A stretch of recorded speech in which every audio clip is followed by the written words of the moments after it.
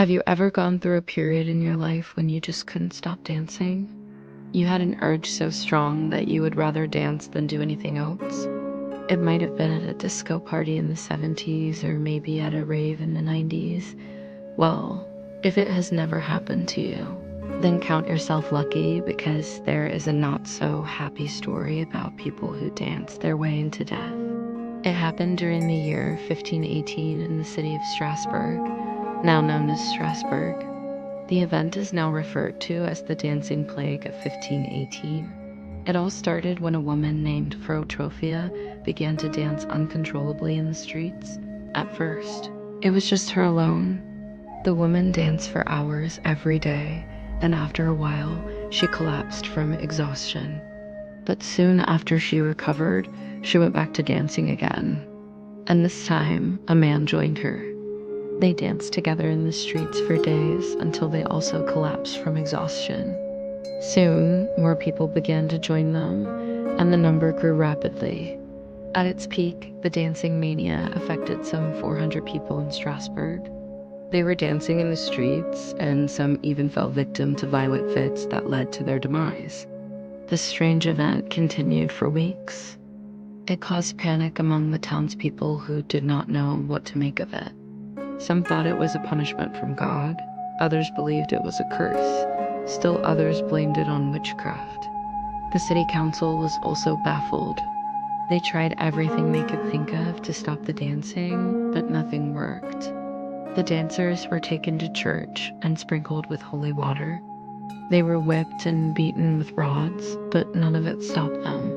The plague seemed to be unstoppable. In desperation, the city council turned to medicine. Doctors were brought in to treat the dancers, but they were no more successful than the priests.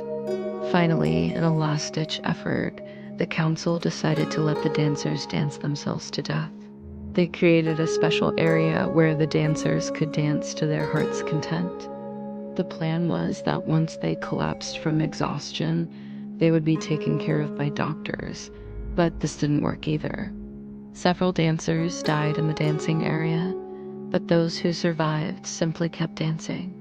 The Dancing Plague of 1518 is one of the most bizarre medical mysteries of all time. In fact, experts are still trying to figure out what caused it. Some believe it was a mass psychogenic illness. Others think it was a reaction to ergot poisoning, but nobody knows for sure. What we do know is that the plague lasted for 4 months. During that time, hundreds of people danced themselves to death. So how did it start? How did it spread? And why did it last for so long? The dancing plague started with Frau Trophia, a 23-year-old woman who lived in a small village near Strasbourg. One day in July 1518, she went to the city to do some shopping. As she was walking through the crowded streets, she felt an overwhelming urge to dance. She started dancing in the middle of the street, and people stopped to watch her. At first, they were amused by her strange behavior, but as she continued to dance for hours on end, they became worried. Eventually, the crowd dispersed, and Frau Trophetta was left alone in the street dancing. We don't know exactly what caused Frau Trophetta to dance, but it seems likely that she was suffering from a mental illness. Mass psychogenic illness is a condition in which large numbers of people share similar physical or psychological symptoms. The cause of these symptoms is not known, but they are often triggered by stress or anxiety. In Frau Tropheta's case, something had triggered her to start dancing and she couldn't stop. This is similar to other cases of mass psychogenic illness, such as the dancing mania that affected several hundred people in Switzerland in the 1830s. But how did the dancing plague spread?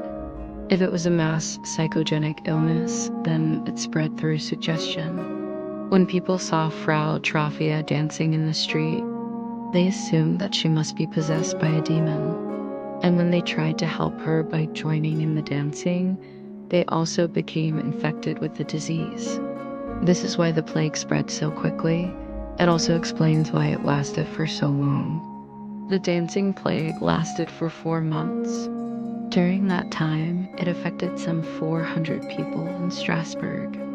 The oldest accounts of the plague come from two letters written by an eyewitness, an Augustinian monk named Johann Weyer. He wrote that the dancers were seized by a kind of frenzy and would dance night and day without stopping. They danced in the streets, in the market squares, and even in the homes of the wealthy. They would leap, they would spin, they would jump, and they would caper until they fell down exhausted. Many of them died of heart attacks or strokes, but the survivors simply got up and danced some more.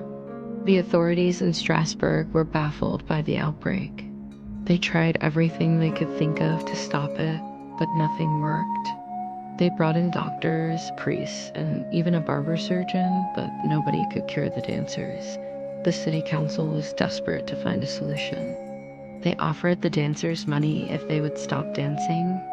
They also tried to trick them into stopping by pretending that a nearby river had turned to wine, but the dancers simply kept on dancing. Finally, the council came up with a more drastic measure. They decided to let the dancers dance themselves to death. They created a special area where the dancers could dance to their heart's content. The plan was that once they collapsed from exhaustion, they would be taken care of by doctors. But this didn't work either.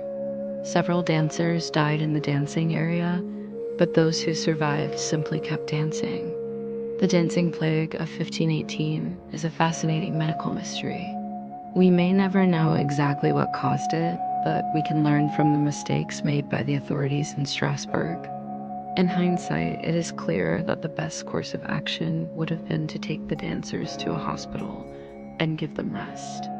But in the 16th century, there was no understanding of mental illness, let alone mass psychogenic illness.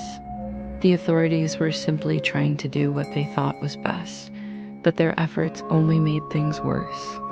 The dancing plague of 1518 is one of the strangest events in medical history. The idea of hundreds of people dancing themselves to death is both fascinating and terrifying. But it is also a reminder of the importance of understanding mental illness. Mass psychogenic illness is a real condition that can affect large numbers of people, and it is essential that we are aware of the signs so that we can get help for those who are suffering. What do you think caused the dancing plague of 1518? Do you know of any other strange medical mysteries? Let me know in the comments below. And as always, thank you so much for watching.